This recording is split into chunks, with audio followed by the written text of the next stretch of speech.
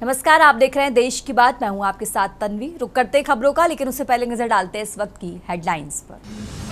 प्रधानमंत्री नरेंद्र मोदी का जम्मू कश्मीर दौरा। आज पहलगाम आतंकी हमले के बाद पहली बार दौरा करेंगे पीएम मोदी चिनाब और अंजी रेलवे का करेंगे उद्घाटन। सांसद राहुल गांधी का बिहार दौरा। आज 5 महीने में छठी बार बिहार जाएंगे राहुल गांधी। नालंदा में ओबीसी ईबीसी सम्मेलन को संबोधित करेंगे राहुल गांधी। बेंगलुरु भगदड़ में आरसीबी पर गैर इरादतन हत्या का केस दर्ज। सीएम सिद्धारमैया ने गिरफ्तारी का दिया आदेश। पुलिस कमिश्नर समेत 8 अफसर सस्पेंड। भारत में 4800 के पार पहुंचे कोरोना के मामले। दिल्ली में 24 घंटे में 100 केस बढ़े। कोविड से 5 महीने के नवजात और बुजुर्ग की मौत।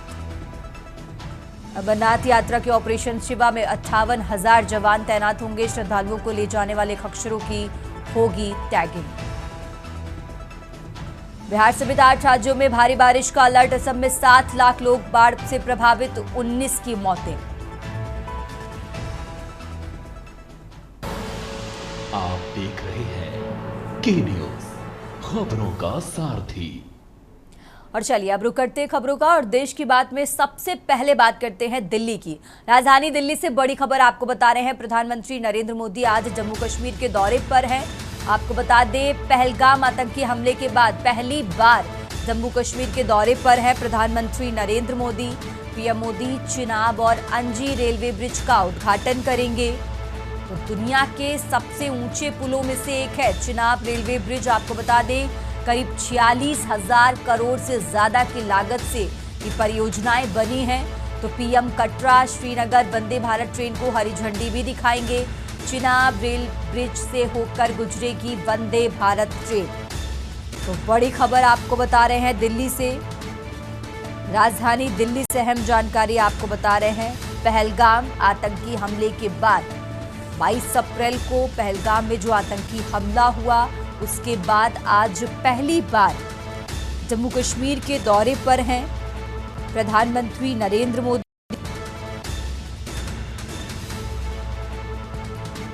चिनाब रेल ब्रिज का उद्घाटन करेंगे।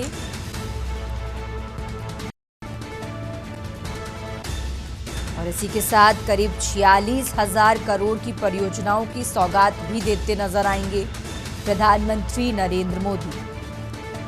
साथ ही 2 वंदे भारत ट्रेनों को हरी झंडी भी दिखाएंगे।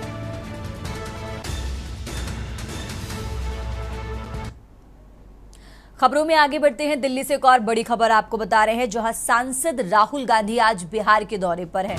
तो राहुल गांधी आज फिर बिहार के दौरे पर हैं। आपको बता दें, 5 महीने में छठी बार बिहार दौरे पर है राहुल गांधी। सीएम नीतीश कुमार के गढ़ नालंदा का दौरा करेंगे। ओबीसी ईबीसी सम्मेलन को संबोधित भी करते नजर आएंगे राहुल गांधी। अति पिछड़े समाज को संबोधित करेंगे। आपको बता दें, सुबह 10 बजे दशरथ मांझी को श्रद्धांजलि देंगे और श्रद्धांजलि के बाद उनके परिवार से भी मुलाकात करेंगे। जिसके बाद दोपहर 12 बजे का समय जब राजगीर में संविधान सम्मेलन को संबोधित करेंगे। तो 2:45 पर गया में महिला संवाद सम्मेलन को संबोधित करेंगे। जिसके बाद शाम 4 बजे बोध गया में महाबोध विहार में दर्शन करेंगे। तो राजधानी दिल्ली से बड़ी खबर आपको बता रहे हैं। आज बिहार के दौरे पर हैं सांसद राहुल गांधी। कई कार्यक्रमों में शामिल होंगे। शाम 4 बजे बोध गया में महाबोध विहार में दर्शन करेंगे। सांसद राहुल गांधी का आज बिहार दौरा है, ये बड़ी खबर आपको बता रहे हैं। सांसद राहुल गांधी आज बिहार दौरे पर हैं।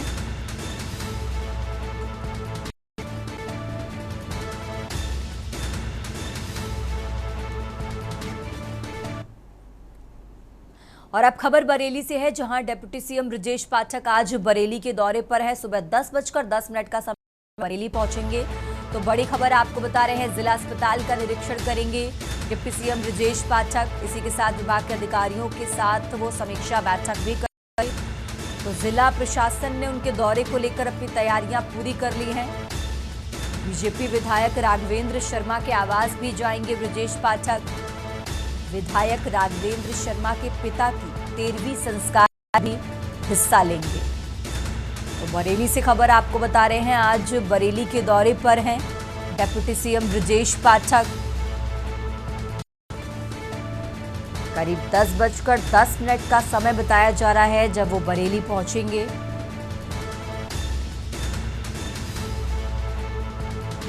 इस दौरान वो समीक्षा बैठक भी करते नजर आएंगे। बरेली से अहम जानकारी आपको बता रहे हैं, 10:10 का समय जब बरेली पहुंचेंगे डिप्टी सीएम ब्रजेश पाठक। जिला अस्पताल का निरीक्षण करेंगे, जिसके बाद विभाग के अधिकारियों के साथ समीक्षा बैठक भी करते नजर आएंगे।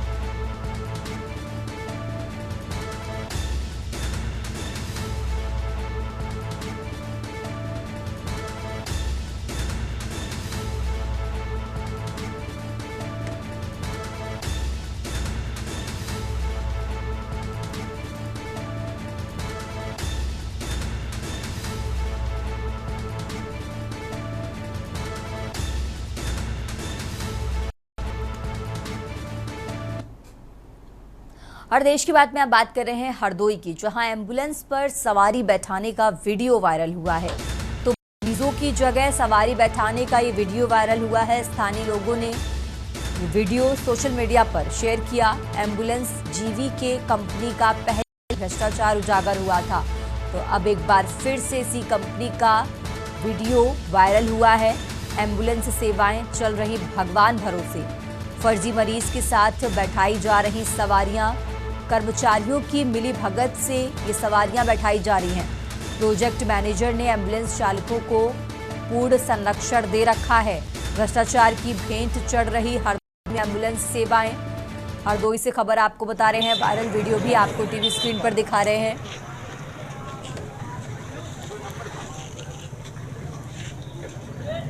और ये तस्वीरें आपको टीवी स्क्रीन पर दिखा रहे हैं। जो वायरल हुआ है उसमें एम्बुलेंस में देखिए किस तरीके से सवारियों को बैठाया जा रहा है। तो भ्रष्टाचार की भेंट चढ़ रही है हरदोई में एम्बुलेंस सेवाएं। एम्बुलेंस में सवारियों को बैठाने का ये वीडियो वायरल हुआ है।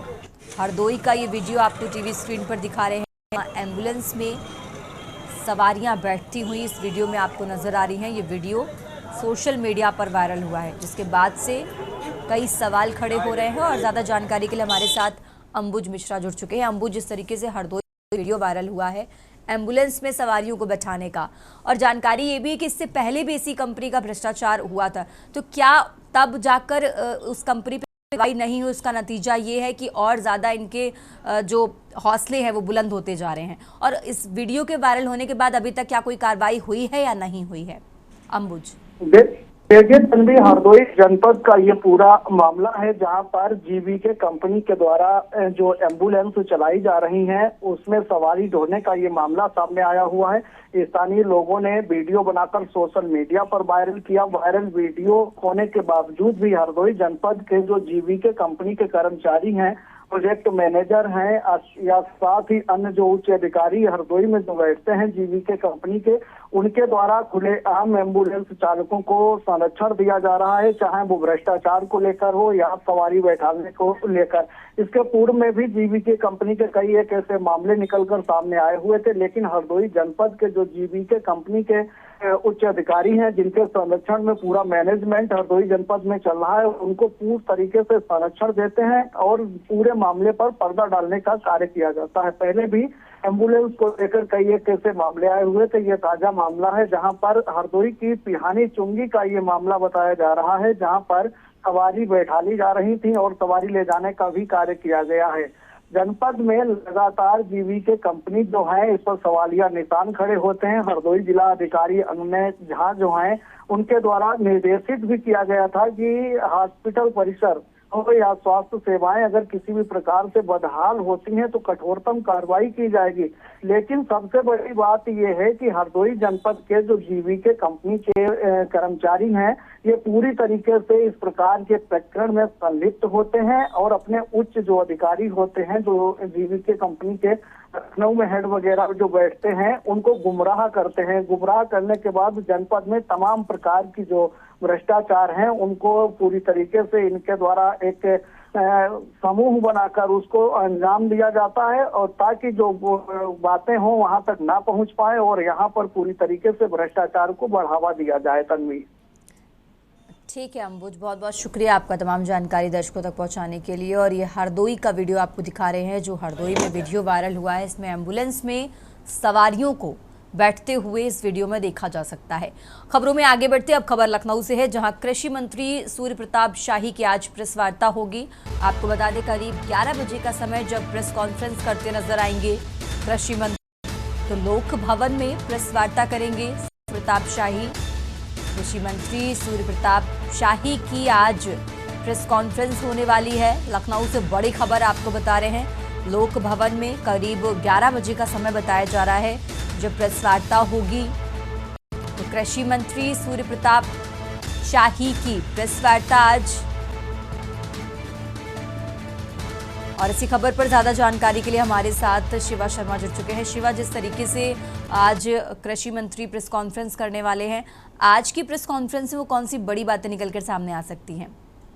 शिवा, देखिए तन्वी, अभी तो सब्जेक्ट क्लियर नहीं है कि अखिलेश यादव किन बातों को लेकर के प्रेस कॉन्फ्रेंस करेंगे, लेकिन दोपहर 1:30 बजे समाजवादी पार्टी कार्यालय में अखिलेश यादव की जब प्रेस कॉन्फ्रेंस शुरू होगी तो कई ऐसे मुद्दे होंगे, क्योंकि अब विधानसभा चुनाव भी है और विधानसभा चुनाव जैसे जैसे करीब आ रहा है, हम देख रहे हैं कि समाजवादी पार्टी और अखिलेश यादव और खुद को मजबूत करने के लिए कई राजनीतिक दलों से उन नेताओं को तोड़ करके अपनी पार्टी में जोड़ते हैं और इस तरीके की प्रेस कॉन्फ्रेंस होती है। और जरूर कई उनकी शाखाएं हैं, कई उनकी विंग्स हैं जिनको लेकर के वो बैठक करते हैं और उसके बाद भी वो प्रेस कॉन्फ्रेंस करते हैं और बताते हैं कि किस तरीके से वो समाजवादी पार्टी को मजबूत कर रहे हैं और लोगों के बीच में जा रहे हैं। तो हमें लगता है कि ठीक है शिवा, बहुत बहुत शुक्रिया आपका तमाम जानकारी दर्शकों तक पहुंचाने के लिए।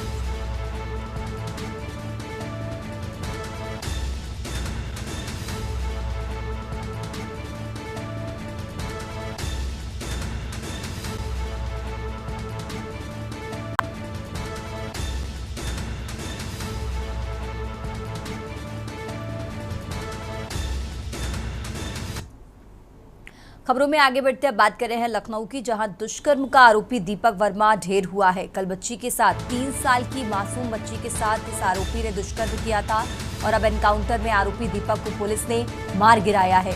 तो आलमबाग के मवैया के पास ये एनकाउंटर हुआ। आलमबाग मेट्रो स्टेशन के पास ये दुष्कर्म किया था। सीसीटीवी के जरिए आरोपी की पहचान हुई थी और पुलिस ने आरोपी पर 1 लाख रुपए का इनाम भी घोषित किया था और अब एनकाउंटर में आरोपी को पुलिस ने मार गिराया है। ये बड़ी खबर आपको लखनऊ से बता रहे हैं। राजधानी लखनऊ से अहम जानकारी आपको बता रहे हैं, जहां 3 साल की मासूम बच्ची के साथ इस आरोपी ने दुष्कर्म किया। पुलिस ने आरोपी पर 1 लाख रुपए का इनाम भी घोषित किया था, जिसके बाद सीसीटीवी के जरिए इस आरोपी की पहचान हुई और एनकाउंटर में दुष्कर्म का आरोपी दीपक वर्मा ढेर हुआ है। तो लखनऊ से बड़ी खबर आपको बता रहे हैं। राजधानी लखनऊ से अहम जानकारी आपको बता रहे हैं, जहां 3 साल की मासूम बच्ची के साथ इस आरोपी ने दुष्कर्म किया था और अब एनकाउंटर में आरोपी दीपक को पुलिस ने मार गिराया है। देश की बात में फिलहाल वक्त हो चला एक छोटे से ब्रेक का। आप देख रहे हैं के न्यूज, खबरों का सारथी।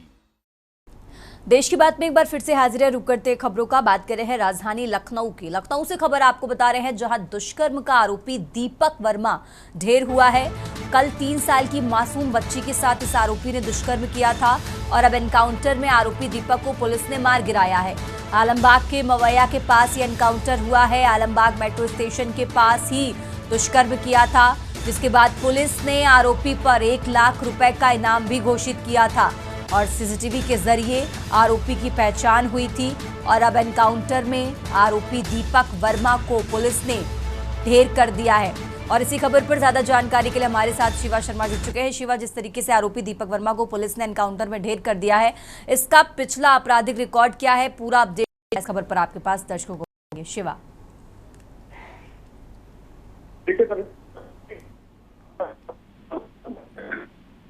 दीपक वर्मा उस घटना स्थल तक करके दंडी ये भी पुलिस नहीं पाया। आपको लगता है कि हमें ये भी चीजें करोगे कि ऐसा वो कौन था। का एनकाउंटर लखनऊ पुलिस के लिए एक बड़ी सफलता है और लोग के बहुत बड़ा विषय है।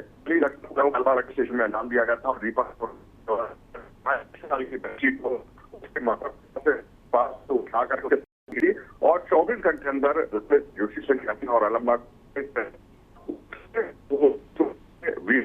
जो वीआईपी रोड है वहां पर दीपक वर्मा उसकी रिट्रैक्ट होने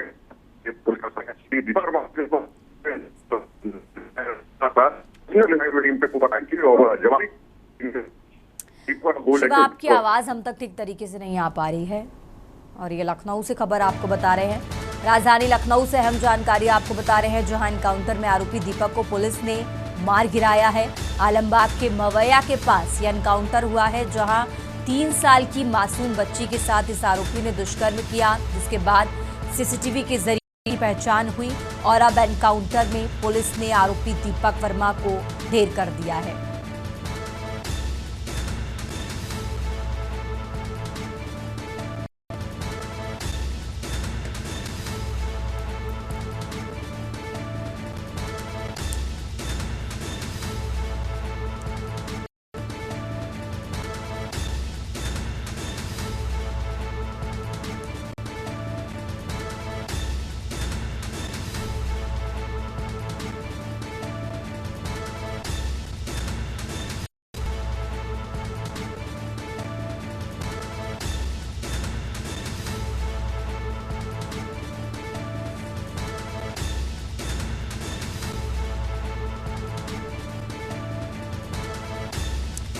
और एक बार फिर से हमारे साथ शिवा शर्मा जुड़ चुके हैं। शिवा, जिस तरीके से आरोपी को पुलिस ने एनकाउंटर में ढेर कर दिया है, आपकी आवाज़ पहले ठीक तरीके से नहीं आ पा रही थी, हम आपको नहीं सुन पा रहे थे, तो इस अपराधी का पिछला रिकॉर्ड क्या है और अभी तक का क्या कुछ अपडेट इस खबर पर आपके पास? शिवा,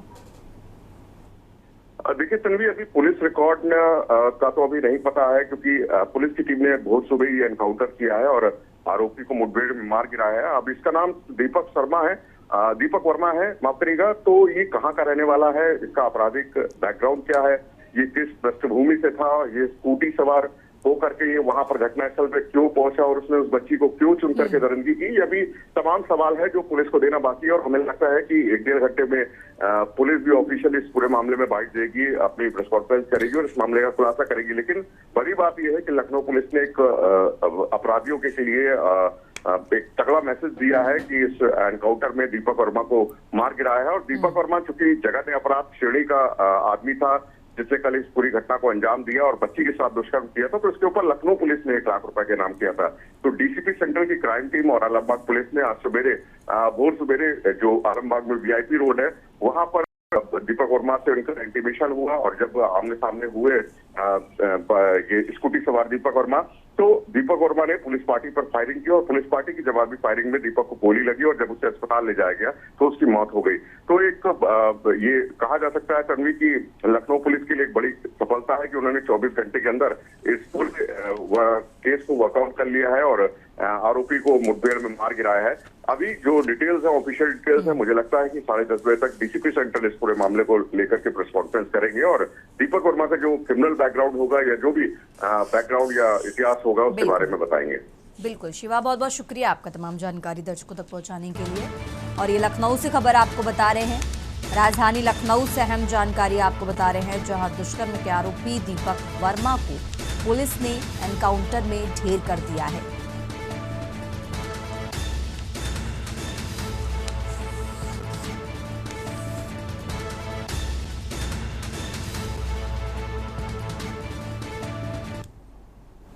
और अब खबर रायबरेली से है, जहां घूसखोर दरोगा सिपाही पर एसपी ने की बड़ी कार्रवाई। एसपी डॉक्टर यशवीर सिंह ने दरोगा व सिपाही को निलंबित किया है। दरोगा ने विवेचना के एवज में 20,000 की घूस मांगी थी। तो महाराजगंज थाने में तैनात था ये दरोगा उत्कर्ष केशरवानी, सिपाही महाराजगंज में थाने में तैनात था ये दोनों घूसखोर दरोगा सिपाही शुभम यादव। तो एएसपी संजीव कुमार सिन्हा की जांच में घूस मांगने की पुष्टि हुई थी। आपको बता दें, एसपी डॉक्टर यशवीर सिंह की कार्रवाई से पूरे पुलिस विभाग में हड़कंप मचा हुआ है।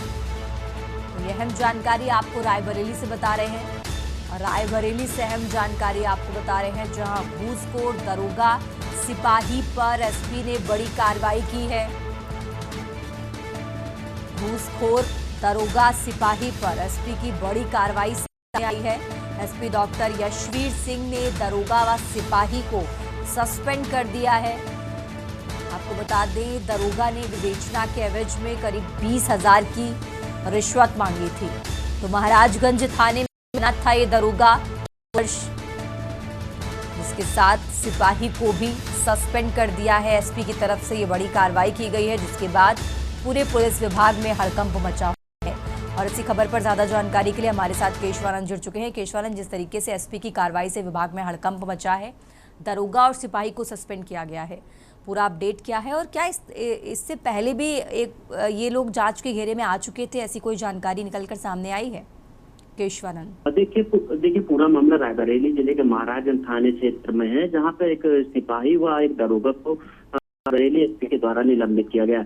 बताया जा रहा है कि जो है एक जो मुकदमा था उससे जो है विवेचना के नाम पे नाम हटाने के लिए जो है 20,000 रुपए की घूस की डिमांड की गई थी, जिसको लेकर के इस पूरे मामले की शिकायत रायबरेली के पुलिस अधीक्षक डॉक्टर यशवीर सिंह से जो है की गई थी।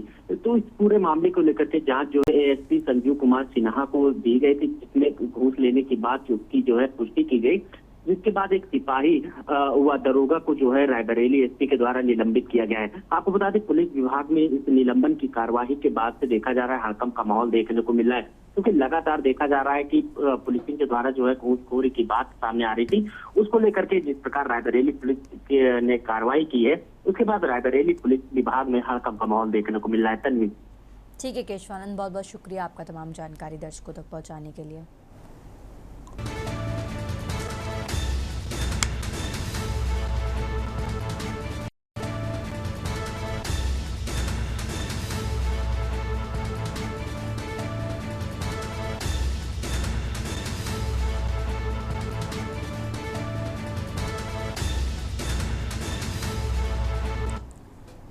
और चलिए खबरों में आगे बढ़ते हैं। अब खबर छत्तीसगढ़ के पेंड्रा से है, जहां जिले के मरवाही थाना क्षेत्र के अंतर्गत टीआई टोला बेलझिरिया गांव में मां की हत्या के एक जघन्य मामले में अदालत ने बेटे को आजीवन कारावास की सजा सुनाई है।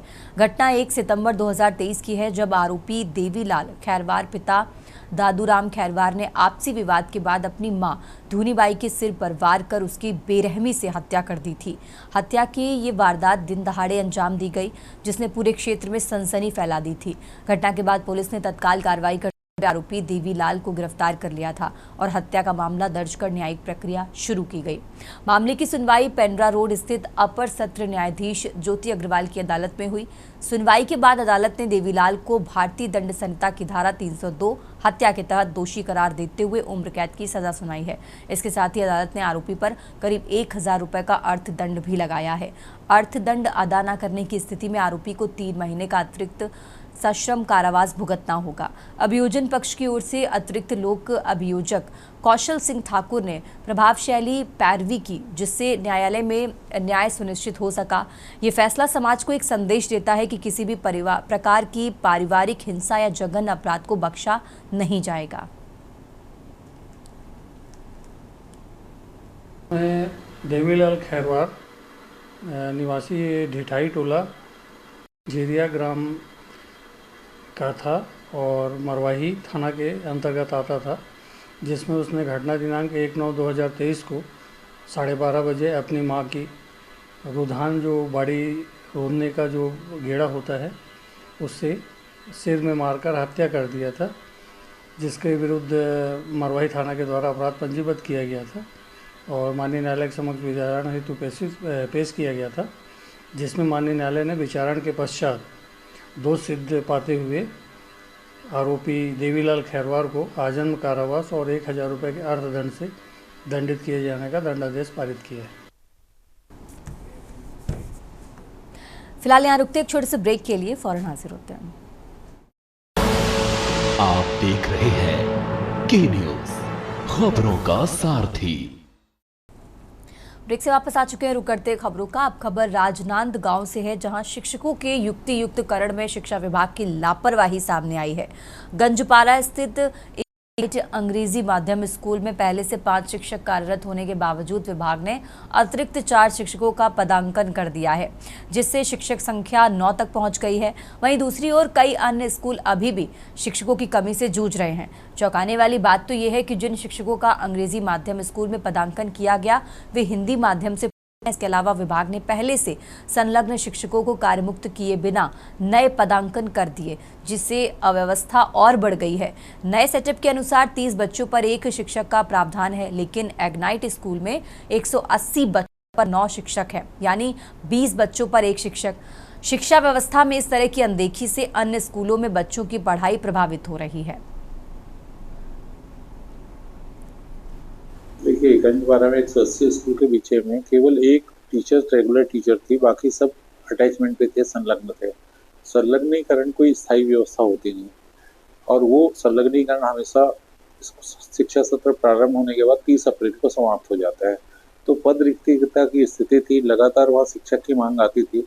युक्तिकरण जब शिक्षकों का किया गया तो उनमें से उन शिक्षकों को भेजा गया है वहाँ जो अंग्रेजी माध्यम में पढ़ा सकते हैं या पढ़ा लेंगे, तो वहाँ स्थायी रूप से शिक्षक की निराकरण किया गया है। सभी को कार्यमुक्त भी नहीं किया गया? नहीं, कार्यमुक्त करके वो कार्यभार ग्रहण कर चुके हैं। सभी चारों शिक्षक जो अटैच टीचर है वो कार्यमुक्त जरूर नहीं हुए हैं, लेकिन जो वहाँ युक्तिकरण में गए हैं उनको कार्यभार ग्रहण कराया जा चुका है। और जो वहाँ पहले से संलग्न टीचर है, चूंकि टीचर आ गए हैं, तो उनको धीरे धीरे रिलीव मूल स्कूल के लिए किया जाएगा। खबरों में आगे बढ़ते अब खबर अंबिकापुर से है, जहां शहर के घुटरापारा इलाके में मामूली विवाद के बाद 4 लोगों ने मिलकर एक महिला की बेरहमी से पिटाई कर दी। पीड़ित संजिता परवीन ने बताया कि वो घर में बरसात का पानी घुसने से बचाने के लिए दरवाजे के पास मरम्मत कर रही थी। तभी मोहल्ले के फिरोज, अशरफ, नदीम और जिसू ने मिलकर उसके साथ मारपीट की। घटना के वक्त महिला का पति घर में मौजूद नहीं था। गंभीर रूप से घायल संजिता को कई दिनों तक अस्पताल में भर्ती रहना पड़ा। अब वो अपने बच्चों के साथ न्याय की गुहार लगाने थाने और अधिकारियों के चक्कर काट रही है, लेकिन कोतवाली पुलिस ने अब तक कोई कार्रवाई नहीं की है। महिला ने सरगुजा एसपी से भी शिकायत की, लेकिन अब तक आरोपियों पर कोई कार्रवाई नहीं हुई है।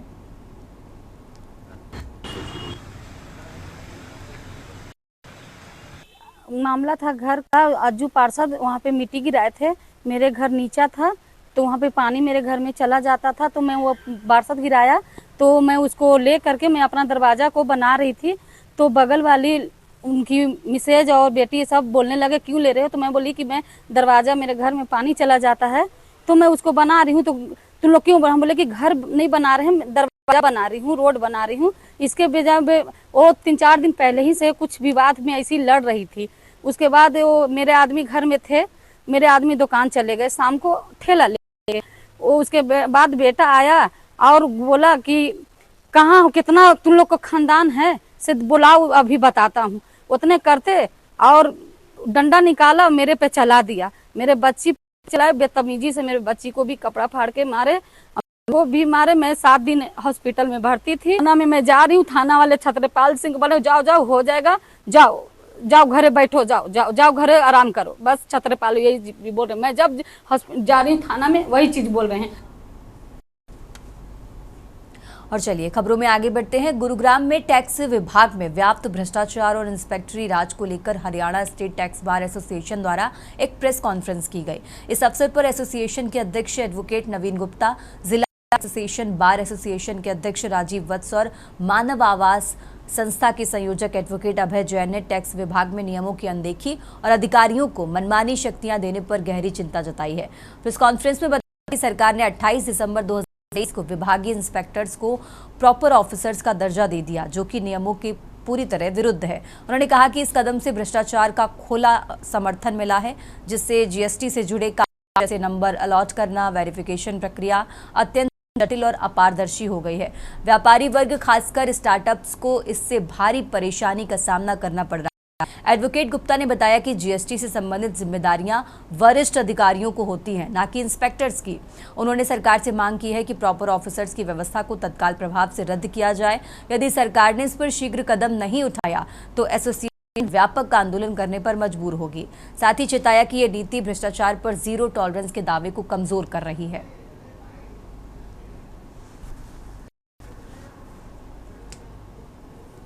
कार्रवाई चल रही है।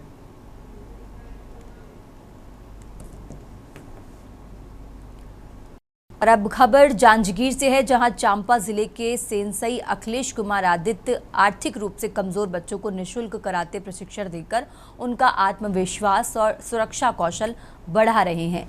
ये पहल उन बच्चों के लिए है जो नहीं दे सकते लेकिन कुछ कर गुजरने का जज्बा रखते हैं। बच्चों ने बताया कि कराटे की ट्रेनिंग के बाद वे खुद को पहले से ज्यादा मजबूत और सुरक्षित महसूस करते हैं। 29 जून को राजस्थान के उदयपुर में आयोजित नेशनल टूर्नामेंट में जिले के बच्चे छत्तीसगढ़ का प्रतिनिधित्व करेंगे। इनमें से कई बच्चे पहले भी राज्य और राष्ट्रीय स्तर पर मेडल जीत चुके हैं।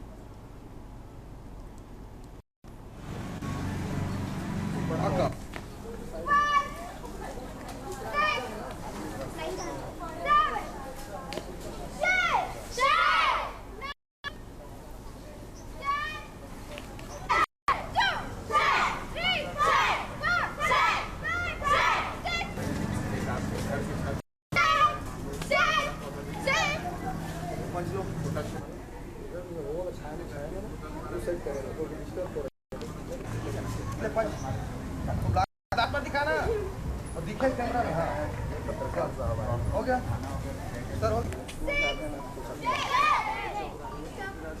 इसको हटा दे, इधर आ जा।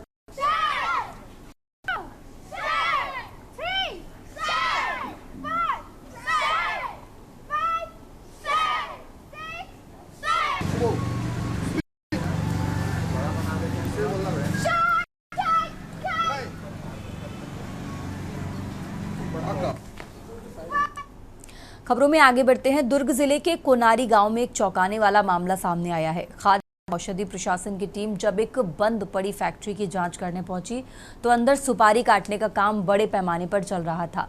फैक्ट्री कोमल फूड्स के नाम से पंजीकृत, लेकिन इसका लाइसेंस वॉशिंग पाउडर निर्माण के लिए था, जिसकी वैधता समाप्त हो चुकी है। बावजूद इसके फैक्ट्री में सालों से सुपारी प्रसंस्करण का गुपचुप काम चल रहा था। उप सरपंच और सरपंच प्रतिनिधि के अनुसार यहाँ की कई ग्रामीण महिलाएं पिछले 4-5 सालों से इस फैक्ट्री में काम कर रही थी, लेकिन ग्राम पंचायत से कोई अनुमति नहीं ली गई। विभागीय अधिकारी ऋचा शर्मा द्वारा मामले को लीपापोती करने का प्रयास भी आया है। वहीं मीडिया की मौजूदगी में स्थिति साफ हो पाई है। जैसे ही मामला दुर्ग के कलेक्टर के संज्ञान में आया, उन्होंने तत्काल जांच के आदेश देते हुए दोषियों पर कड़ी कार्रवाई की गई है। ये मामला विभागीय लापरवाही, बिना अनुमति के औद्योगिक संचालन और स्थानीय प्रशासन की अनदेखी का जीवंत उदाहरण बनकर सामने आया है।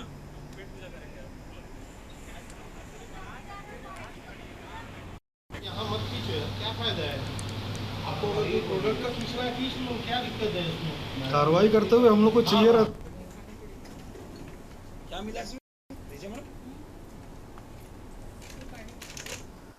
मैं यहाँ पर देखा भैया, सुपारी फैक्ट्री का आया अंदर, यहाँ फूड ऑफिसर लोग आए थे और मैं देखा तो यहाँ निरमा का लाइसेंस लिया है और यहाँ सुपारी बन रहा है और मालिक बोलता है कि मैं सुपारी का ही धंधा करता हूँ, लेबर मेरे पास होता है। और यहाँ हमारे गांव से कम 25-30 लेबर आते हैं, लेडीज लोग, और पूरा काम करके जाते हैं। 9 बजे आते हैं उन लोग, 5 बजे जाते हैं। और मालिक बोलता है कि भाई मैं लाइसेंस भी ले लिया हूँ और लाइसेंस दिखा नहीं रहा है। न तो उसका पंचायत है, न तो लाइसेंस पूरा है उसका। तो इसका पूरा कार्रवाई होना चाहिए। और फूड ऑफिसर मैडम भी बोल रहे हैं कि यहाँ मैं आया तो यहाँ 5 ही लेबर निकले करके। कार्रवाई है क्या? यहाँ देखने के लिए आए हम लोग। पहले वो सोचे थे कि यह निरमा फैक्ट्री है, लेकिन अंदर जाके देखो तो ये तो सुपारी का फैक्ट्री निकला। और बोलते हैं कि हम लोग सुपारी यूज कर ले। यहाँ सुपारी तो सिर्फ गुटखा के लिए यूज होता है लगभग। तो इसकी जानकारी आपके पंचायत क्या किसी को दी गई? हमारे पंचायत में किसी को इसका जानकारी नहीं था, ना अभी ना हमारे पंचायत में किसी को है परमिशन वगैरह कुछ भी नहीं है पंचायत का। जो टीम आई थी उनका क्या कहना था जब आपने? टीम आई थी, उनका कहना हम लोग इंस्पेक्शन में आए हैं फूड वाले, लेकिन मेरे को इंस्पेक्शन जैसा कुछ वहाँ ऐसा कुछ दिखा ही नहीं। अधिकारियों से जानकारी लेंगे, अगर वहाँ पर जांच में क्या मिला है, अगर कोई भी अनियमितता पाई गई है तो उसके सख्त से सख्त कार्रवाई की जाएगी। अप्लाइड लाइसेंस की तो जांच कर ली जाएगी, उस पर जो भी नियमानुसार कार्रवाई की जाएगी। अगर आप ग्रामीण लोगों की ऐसी शिकायतें हैं तो गांव के लोगों को भी इकट्ठा करके उनके बयान लेने के लिए भी निर्देशित करूँगा, उसके आधार पर आगे खबरों में आगे बढ़ते हैं। कोरिया जिले में शिक्षा व्यवस्था को मजबूत करने के लिए शिक्षकों की नियुक्तिकरण की प्रक्रिया शुरू कर दी गई है। कलेक्टर चंदन त्रिपाठी ने कलेक्ट्रेट सभाकक्ष में प्रेस वार्ता में बताया कि नगरीय क्षेत्रों में शिक्षकों की अधिकता और ग्रामीण में कमी को देखते हुए कदम उठाया जाता है। कलेक्टर ने बताया कि इस प्रक्रिया के तहत शिक्षकों को उन स्कूलों में भेजा जाएगा जहां या तो शिक्षक नहीं है या केवल एक शिक्षक कार्यरत है। तौर पर मैथ, भौतिकी, रसायन और जीव विज्ञान जैसे विषयों के विशेषज्ञों की नियुक्ति ग्रामीण क्षेत्रों में की जाएगी। इससे 57 एकल शिक्षक स्कूलों को राहत मिलेगी। छात्र शिक्षक अनुपात संतुलित होगा और बच्चों की पढ़ाई दर जारी रहेगी। कलेक्टर ने उम्मीद जताई है कि इससे स्कूल छोड़ने वाले बच्चों की संख्या में भी कमी आएगी। जिले में जो शिक्षक विहीन, एकल शिक्षक की और जो रूरल और अर्बन में डिस्पैरिटी थी, कहीं पर ज्यादा टीचर, कहीं पर कम टीचर। फिर कई ऐसे स्कूल्स हैं जो जहां पर बहुत कम बच्चे हैं। इन सब चीजों को ध्यान में रखते हुए युक्तिकरण किया है। हमारे जिले में भले शालाओं का युक्तिकरण एज सच नहीं हुआ है। इसके अलावा जो टीचर्स का हम लोगों ने युक्तिकरण शासन के आदेश पर किया गया है और ये जो असमानताएं थी जिले में, जो शिक्षक विहीन, एकल शिक्षक की और जो रूरल और अर्बन में डिस्पैरिटी थी, कहीं पर ज्यादा टीचर, कहीं पर कम टीचर। फिर कई ऐसे स्कूल्स हैं जो जहां पर बहुत कम बच्चे हैं। इन सब चीजों को ध्यान में रखते हुए युक्तिकरण किया है। हमारे भले शालाओं का युक्तिकरण एज सच नहीं हुआ है। इस पर लगातार मॉनिटरिंग, जैसा आप सभी को विदित है, हमेशा होते रहता है। आकस्मिक निरीक्षण होते रहता है और मॉनिटरिंग हम करेंगे। और इसके अलावा अगर कोई आप संज्ञान में स्पेसिफिकली लाते हैं किन्हीं लोग का, तो उनकी जांच भी करेंगे। और अगर पढ़ाई में कोई कमी बरती गई तो उनको बख्शा नहीं जाएगा, क्योंकि पिछले दिनों आपने देखा होगा जहां पर कोरिया जिला 82 और 84% रिजल्ट करता था, वो इस बार 94 और 97% रिजल्ट किया है। और वो सिर्फ हमारी और इनकी मेहनत शिक्षकों ने किया है। खबरों में आगे बढ़ते हैं। कोडरमा में झुमरीती लया स्थित शिव वाटिका होटल में कांग्रेस की ओर से स्तरीय संविधान बचाओ कार्यक्रम का आयोजन किया गया। कार्यक्रम की अध्यक्षता भागीरथ पासवान ने की, जिसमें झारखंड सरकार की मंत्री दीपिका पांडे और कांग्रेस प्रदेश अध्यक्ष केशव मुख्य रूप से शामिल हुए। इस अवसर पर दोनों नेताओं ने भाजपा पर तीखा हमला करते हुए आरोप लगाया कि भाजपा संविधान को बदलने की कोशिश कर रही है। उन्होंने कहा कि कांग्रेस देश भर में राहुल गांधी के नेतृत्व में संविधान बचाओ अभियान चला रही है ताकि लोगों को उन अधिकारों के प्रति जागरूक किया जा सके। नेताओं ने ये भी कहा कि हाल ही में लागू हुई जातीय जनगणना कांग्रेस की ही देन है, जो सामाजिक न्याय की दिशा में एक बड़ा कदम है। कार्यक्रम में बड़ी संख्या में कांग्रेस कार्यकर्ता और स्थानीय लोग मौजूद रहे। कार्यक्रम प्रारंभ हो गया। माननीय मंत्री महोदय का आगमन। केशव भैया को विधायक बनाना है। इधर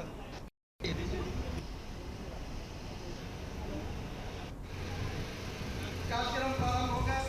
माननीय मंत्री महोदय का आगमन। केशव भैया को विधायक बनाना है। इधर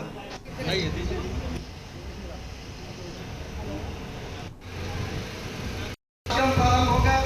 माननीय मंत्री महोदय का आगमन। केशव भैया को विधायक बनाना है।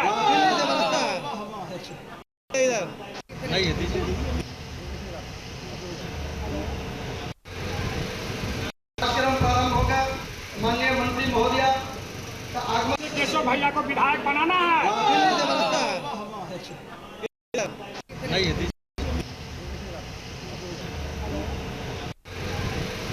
कार्यक्रम प्रारंभ हो गया। माननीय मंत्री महोदय का आगमन। केशव भैया को विधायक बनाना है।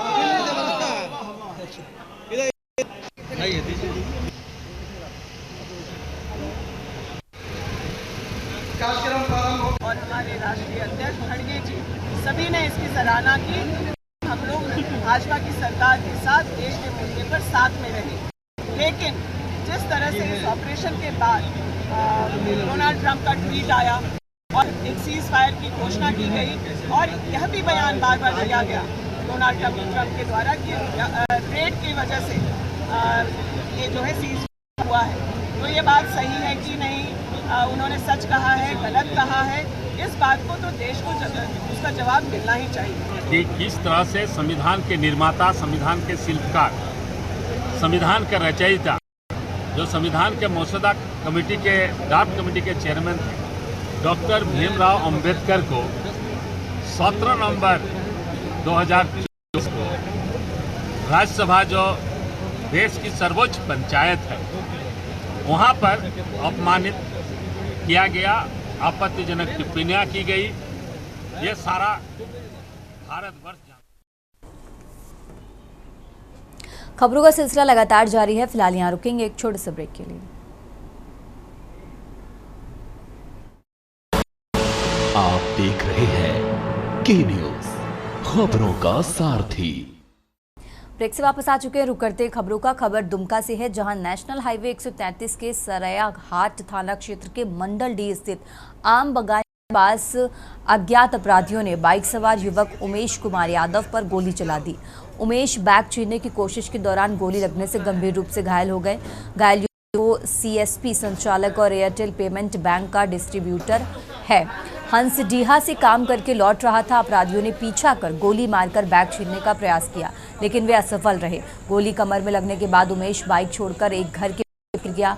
स्थानीय लोगों की सूचना पर पुलिस मौके पर पहुंची और उसे सामुदायिक स्वास्थ्य केंद्र में भर्ती कराया गया। गोली कमर में फंसी होने के कारण बेहतर इलाज के लिए उसे देवघर रेफर किया गया है।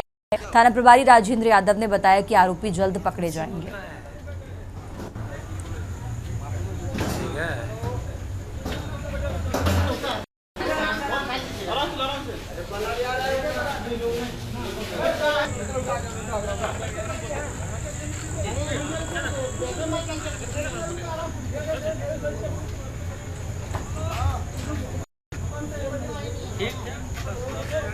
नजदीक से खींचेगा तब न दिखाई देगा, तब दूर से क्या होगा?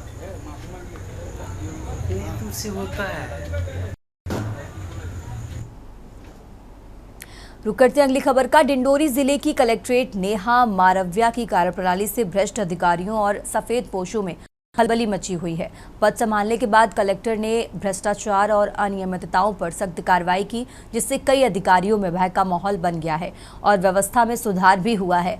हाल ही में KS राजपूत नामक एक कथित समाजसेवी सरकार ने 8 पन्नों का एक शिकायत पत्र जारी किया, जिसमें बिना किसी तथ्य के अमर्यादित शब्दावली का प्रयोग कर कलेक्टर नेहा मारव्या को बदनाम करने की कोशिश की गई। जनसंपर्क विभाग डिंडोरी ने इस शिकायत की जांच करते हुए साफ किया कि KS राजपूत नाम का कोई पत्रकार उनके रिकॉर्ड में नहीं है। कलेक्टर ने प्रेस वार्ता में कहा कि ये पूरा मामला एक सोची समझी साजिश है, जिसमें भ्रष्ट अधिकारियों के हित शामिल हैं। उन्होंने बताया कि शिकायतकर्ता द्वारा लगाए गए आरोप झूठे हैं और भ्रष्ट अधिकारियों की जांच आवश्यक है, जो जिले के लिए नासूर बन चुके हैं।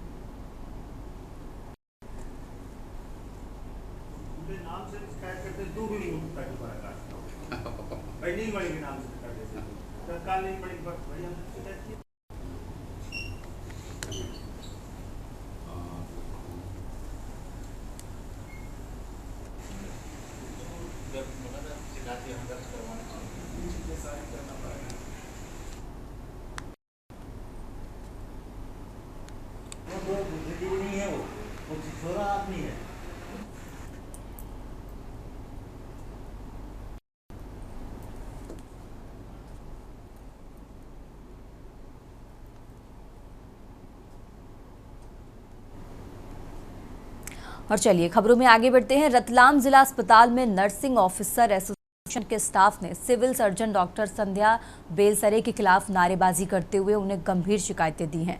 नर्सिंग स्टाफ ने बताया कि सिविल सर्जन द्वारा पिछले 2 सालों से मानसिक रूप से प्रताड़ित किया जा रहा है। मेट्रन उर्मिला मसीह, जो पिछले 10 सालों से मेट्रन पद पर कार्यरत हैं, उन्होंने कहा कि सिविल सर्जन ने बार बार अपशब्दों और अभद्र व्यवहार का सहारा लिया है।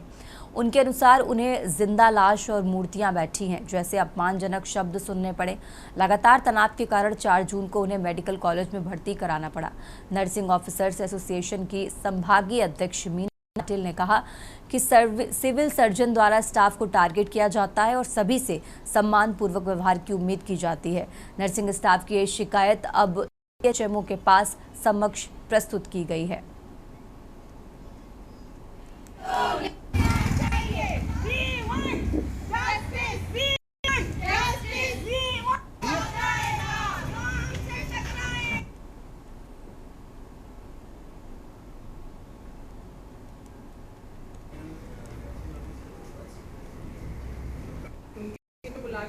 बात पे चर्चा करके उसका निर्णय लिया जाता है।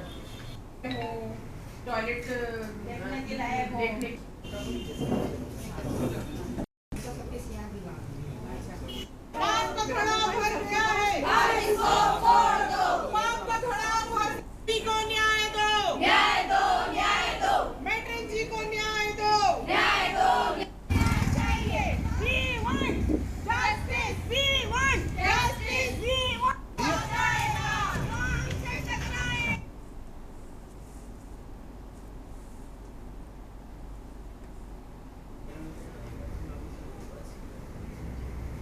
उनके रूम में बुला के फिर उस बात पे चर्चा करके उसका निर्णय लिया जाता है। टॉयलेट देखने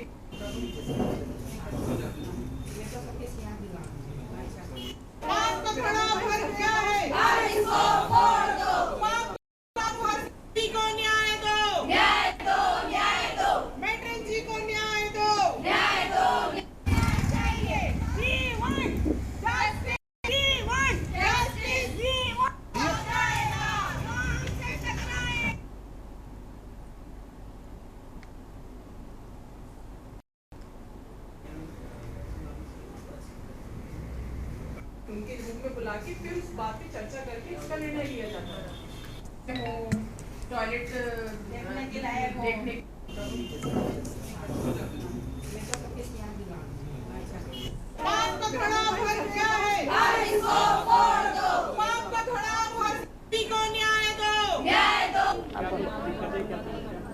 दिक्कतें कुछ भी नहीं है हमारी, बस ये है कि तत्काल प्रभाव से हमारे कई बार ऐसे कार्य कर दिए जाते हैं सर के द्वारा कि जो अनुचित होते हैं, और कई बार इतना स्ट्रेस दे दिया जाता है कि आज के जो मेट्रन जी के साथ में हादसा हुआ उनको इतना स्ट्रेस दे दिया, जबकि सर को पता है कि वो हार्ट पेशेंट है, बीपी पेशेंट है।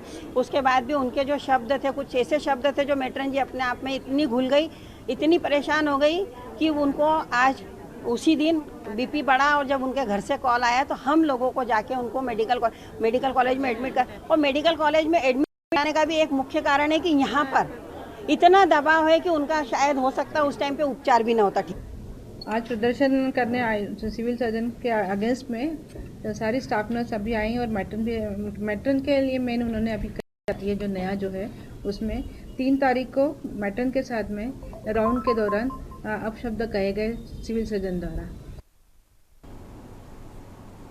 और अब खबर अमृतसर से है, जहां श्री दरबार साहिब अकाल तख्त साहिब में घल्लू घरा की 41वीं वर्षगांठ पर निहंग सिंह संगठन दल खालसा और बड़ी संख्या संगत ने भाग लिया। इस मौके पर दल खालसा समर्थकों ने अकाल तख्त साहिब के बाहर खालिस्तान जिंदाबाद के नारे लगाए। दल खालसा प्रवक्ता कंवरपाल सिंह बिट्टू ने कहा कि वे संत जरनैल सिंह खालसा भिंडारा वाले के विचारों की रक्षा जारी रखेंगे और खालिस्तान जिंदाबाद का नारा उनकी सोच और खून में शामिल है। उन्होंने ये भी कहा कि इस नारे से उन्हें और ताकत मिलती है। घल्लू घरा की इस वर्षगांठ को धार्मिक और सांस्कृतिक रूप से महत्वपूर्ण माना जा रहा है और समारोह में भारी उत्साह देखने को मिला है।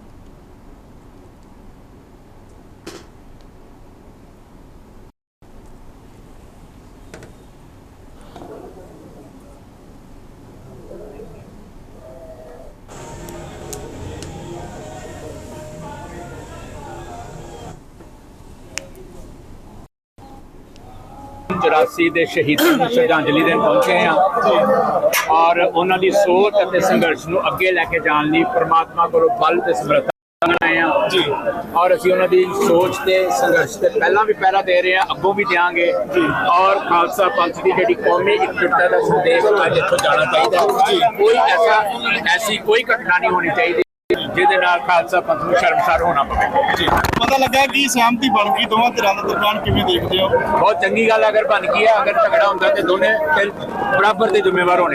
ਅੱਜ ਦੇ ਮੌਕੇ ਤੇ ਕੌਮ ਵਿੱਚ ਜਜ਼ਬਾਤਾਂ ਦੇ ਵਿੱਚ ਹੁੰਦੀ ਨਾਅਰੇਬਾਜ਼ੀ ਹੁੰਦੀ ਆ, ਕਿਵੇਂ ਦੇਖਦੇ ਹੋ? ਖਾਲਿਸਤਾਨ ਦਾ ਨਾਰਾ ਜਿਹੜਾ ਹੈ ਉਹ ਸਾਡੀ ਸੋਚ ਤੇ ਸਾਡੇ ਖੂਨ ਦੇ ਵਿੱਚ ਹੈ ਔਰ ਉਸ ਨਾਰੇ ਦੇ ਨਾਲ ਸਾਡੀਆਂ ਜਿਹੜੀਆਂ ਐਸਪੀਰੇਸ਼ਨਸ ਨੇ ਉਹ ਜੁੜੀਆਂ ਹੋਈਆਂ ਨੇ ਜੀ। ਸਰ ਨੂੰ ਲੈ ਕੇ ਕਿਸ ਤਰ੍ਹਾਂ ਦੇ ਇੰਤਜ਼ਾਮ ਕਰਦੇ ਗਏ ਪੁਲਿਸ ਪ੍ਰਸ਼ਾਸਨ?